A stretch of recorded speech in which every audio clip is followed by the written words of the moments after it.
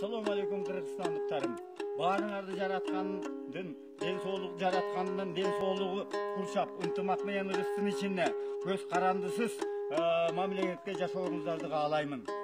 Бүгүнкү кайрылуумдун себеби Кытай чиновниги казак бизнесменине айтылган роликтин негизинде кайрылып атамын. Ооба, Кытай чиновниги кайрылды. Бул кайрылганда Кытай чиновниги эмне дейт? Силердин келечегиңер жок деп атат. Силердин ушунчалык сонун жерге ээ болуп алгансыңар. Бул сонун жерди оңдош керек. Бул каталык деп айтат. Кандай кылып оңдойт? Аны кытайлар алыш керек дейт жерди. Дагы силер өзүңөр уурдайсыңар деп атат. Силер балдарыңардыкын да уурдайсыңар деп атат. Мына наристелердин келечегин уурдайсыңар деп атат. Силерде адамдар мындайды кылбайт дейт. Адамдар мындайды жасабайт дейт. Айбандар да жасабайт мындайды дейт. Мына билесиңерби дейт. Ошондуктан силердин келечегиңер жок дейт. Силердин жериңердин баары талкаланды дейт. Силердин уурдалды дейт. Тонолду дейт жериңер. Акырындык менен биздики боло баштады дейт. Силердин чиновниңер акчага жерин сатат дейт.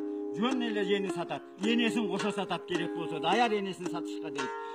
Силер бейкубат мамлекет түзө албадыңар дейт. Ал бейкубат өзүңөр башкара албайсыңар дейт. Силерди бөлөк башкарыш керек дейт. Силерди кытайлар башкарыш керек дейт. Бул сөздөр бизге да туура келет. Андан кийин акырындык менен башкаруу саясатын биз жүргүзүп атабыз дейт. Эмне кылдык дейт, билесиңерби дейт. Силердин кендериңерди арендага алдык биз дейт. Жерлериңерди арендага алдык биз дейт. Арендага алган Кытай эч убакта аны бербейт. Ал түбөлүк Кытайдыкы болот деп айтып атат ал чиновник. Ал эми жериңерден ар түрдүү Кытай компанияларын түздүк дейт. Ар түрдүү Кытай компанияларды үчүнчү кишилер ээлеп турат дейт. Ал силердин эле кишиңер дейт. Бирок ал Кытайдыкы дейт. Мына ал эчтеке эмес. Силерде ушуну менен силердин башкаруу чөйрөңөр жок болот дейт. Келечегиңер жок болот деп айтып атат. Айланайындар, ал туура айтып атат.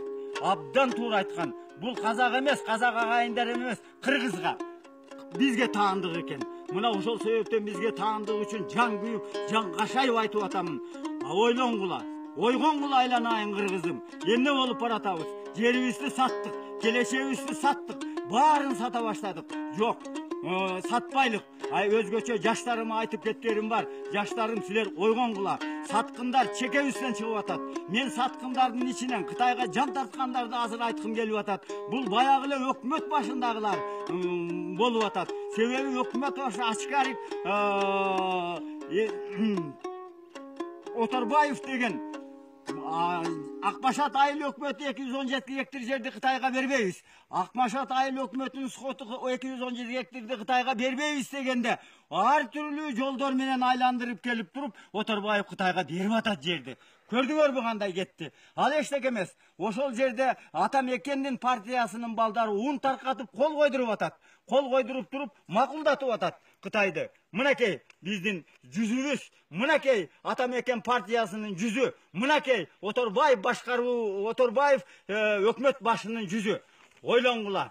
Ойлоңгула айланайындар, жериңерди сактагыла. Жериңерди сактап аласыңар, ушу келатат, басып калат, аягына чейин чыга албайбыз. Мен жаштарыма ушу кайрылууну өзүнчө бир жаштарга арнаган, өзүнүн жүрөктөн чыккан бир ырлар бар эле, ошону айтып коеюн.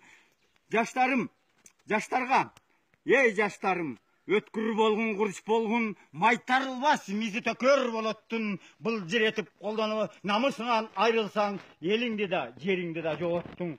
Туш тараптан жоо келатат камалап, ойрон салып рухубузга аламат, кайырчыдай каңгып жолдо калбайлык, ээсиз жерсиз ар кимдерди сагаалап.